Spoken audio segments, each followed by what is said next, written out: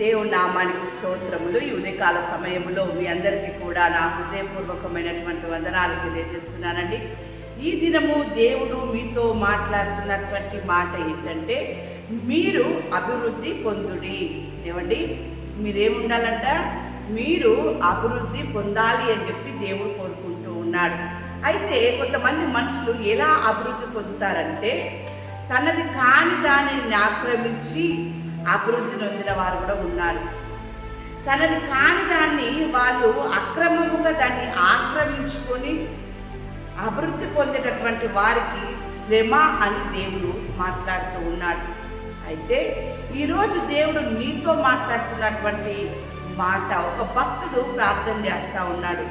ఏమని ప్రార్థన చేస్తూ ఉన్నాడు? కీర్తనలు 118వ అధ్యాయం 25వ వచనంలో వాక్యం ఈ రీతిగా ఉంది. యెహోవా దయచేసి నన్ను రక్షించుము, యెహోవా దయచేసి అభివృద్ధి కలిగించుము. దేవునికి ఆయన మొరపెడుతూ ఉన్నాడు. యెహోవా దయచేసి నన్ను రక్షించుమయ్యా, దయచేసి నన్ను అభివృద్ధి పరచుము అని చెప్పేసి ఆయన దేవునికి మొరపెడుతూ ఉన్నాడు. దేవుడు అతనితో మాట్లాడుతున్నటువంటి మాట, దేవుడు దేని విషయంలో అభివృద్ధి పొందమంటూ ఉన్నాడు మనల్ని. చూడండి, వాక్యం సెలవిస్తా ఉంది. పేతురు రాసిన 2వ పత్రిక 3వ అధ్యాయము 18వ వచనంలో వాక్యం ఈ రీతిగా ఉంది. మన ప్రభువును రక్షకుడునైన యేసుక్రీస్తు అనుగ్రహించు కృపయందును జ్ఞానమందును అభివృద్ధి పొందుడి. ఆయనకు ఇప్పుడును యుగాంత దినము వరకును మహిమ కలుగును గాక.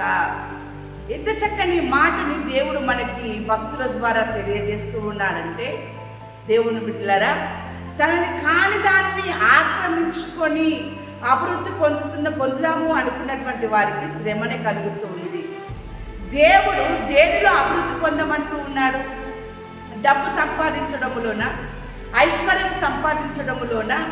దేవుని బిడ్డలారా, వాటితో పాటు కూడా జ్ఞానమందును దేవుని కృపయందును కూడా అభివృద్ధి పొందమంటూ ఉన్నాడు. దేవుడిచ్చు కృపలో అభివృద్ధి కలగజేసుకోవాలి. మనము దేవుడిచ్చినటువంటి జ్ఞానములో మనము అభివృద్ధి పొందిన వారిగా ఉన్నప్పుడే ఆ కుటుంబానికి క్షేమము, ఆశీర్వాదము, ఎలాంటి లోటు అనేది ఉండదు. దేవుని బిడ్డలారా, అందుకే వాక్యం సెలవిస్తా ఉంది కదా, దేవుని యొక్క మాటలు, వెదజల్లి అభివృద్ధి పొందువారు కలరు. అవును, ఇతరులను ఆక్రమించి అభివృద్ధి పొందుకున్న వారికి శ్రమనే. కానీ నీవు దేవుని కృపయందును జ్ఞానమందును నువ్వు అభివృద్ధి పొందినటువంటి కుమారుడిగా, కుమార్తెగా నువ్వు ఉన్నట్లయితే నువ్వు వెదజల్లేటటువంటి స్థితిలోనే ఉంటావు. ఇతరులకు ఇచ్చే స్థితిలో ఉంటావు, ఇతరులను ఆదుకునే స్థితిలో ఉంటావు, ఇతరులకు సహాయం చేసేటటువంటి స్థితిలో ఉంటావు. దేవుని బిడ్డలారా, అందుకే దేవుడు మాట్లాడుతాడు, వెదజల్లి అభివృద్ధి పొందువారు కలరు అని చెప్పేసి.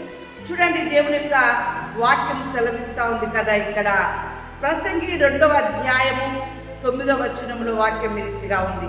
నాకు ముందు యెరూషలేము ఉన్నందున వారందరికంటేను నేను గనుడనై అభివృద్ధి పొందితిని. ఏమండి, నా జ్ఞానము నన్ను విడిచిపోలేదు.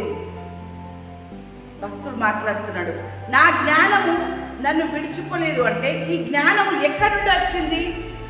రక్షకుడైన యేసుక్రీస్తు అనుగ్రహించు జ్ఞానమందును. యేసుక్రీస్తు అనుగ్రహించు జ్ఞానములో, కృపలో అభివృద్ధి పొంది ఉన్నాడు గనుకనే నేను గనుడనై అభివృద్ధి పొందుతిని వారందరికంటేను. దేవుని బిడ్డలారా, అలాంటి ఉన్నతమైనటువంటి స్థితిలో నీవు ఉండాలి. అలాంటి అభివృద్ధికరమైనటువంటి స్థితి నీకు రావాలి, నీవు ఉండాలి, నువ్వు అనుభవించాలి అని దేవుడు ఈరోజు మీతో మాట్లాడుతూ ఉన్నాడు. దేవుని బిడ్డలారా, తనది కాని దాన్ని ఆక్రమించి అభివృద్ధి నొందిన వారికి శ్రమ. దేవుని యొక్క మాటలు ఈరోజు మీకు వినిపింపబడుతూ ఉన్నాయి. దేని వలన మీరు అభివృద్ధి పొందాలనుకుంటూ ఉన్నారు? దేవుడు మాట్లాడుతూ ఉన్నాడు. దేవుడు మీతో మాట్లాడుతూ ఉన్నాడు. చూడండి, వాక్యం సెలవిస్తా ఉంది కదా. ఆదికాండము 35వ అధ్యాయము 11వ వచనంలో మరియు దేవుడు, నేను సర్వశక్తి గల దేవుడను, నీవు ఫలించి అభివృద్ధి పొందుము. ఎంత చక్కని మాట మాట్లాడుతూ ఉన్నాడండి. నేను సర్వశక్తి గల దేవుడిని గనక మీరు ఫలించి అభివృద్ధి పొందుడి అని చెప్పేసి అని అంటూ ఉన్నాడు. ఇంత చక్కని మాటని దేవుడు ఈ ఉదయకాల సమయంలో నీకు తెలియజేస్తూ ఆయన మాట్లాడుతున్నటువంటి మాట.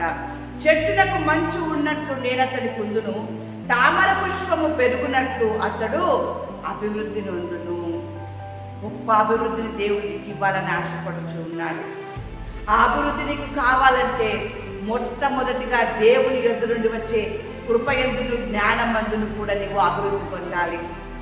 దేవుని యొక్క కృపలో, దేవుని యొక్క జ్ఞానమును, కృపను నువ్వు అభివృద్ధి పొందుకున్నట్లయితే నువ్వు వెదజల్లి అభివృద్ధి పొందినటువంటి స్థితిని దేవుడు నీకు ఇస్తాడు. ఆయన నీకు తోడుగా ఉంటాడు, ఆయన నీ మధ్యలో ఉంటాడు. దేవుని బిడ్డలారా, అలాంటి అభివృద్ధి నీకు రావాలని నువ్వు కోరుకున్నట్లయితే భక్తుడు ప్రార్థన చేసినట్టుగా నువ్వు ప్రార్థన చేయి. దేవుడు నీ ప్రార్థన ఆలకించి నీకు, నీ కుటుంబానికి, నీ పిల్లలకి అభివృద్ధినిచ్చి ఆశీర్వదించును గాక. ఆమేన్.